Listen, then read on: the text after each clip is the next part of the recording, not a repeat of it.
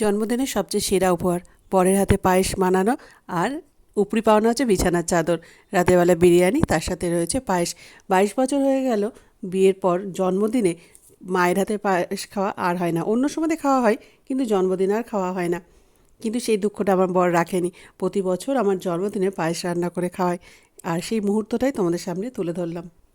গুরুজনদের কাছে শোনা ভালোবাসা কোনো সময়তে দেখিয়ে হয় না।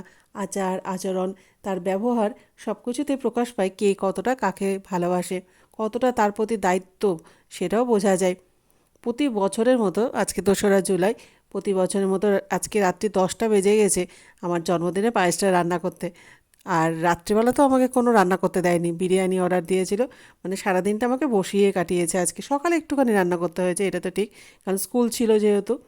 আর টিউশনি সেরে এসে, তবলা ক্লাস সেরে এসে পায়েস রান্না করতে বসিয়েছে। হাসি দিতে বলেছি দেখে হাসিটা দিল, দেখেছো কীরকম। আর আমরা খুব সাধারণ নিম্ন মধ্যবিত্ত পরিবারের লোক, সেই জন্য সাজগোজ করে পরিবেশন করার সময় দেখাতে পারলাম না। প্রচণ্ড গরম লাগছিল দেখে আমার গায়ের ওড়নাটা দিয়ে ঘামটা মুছছিল। এই যে এই আনন্দটা কোথায় পাওয়া যায় বলো।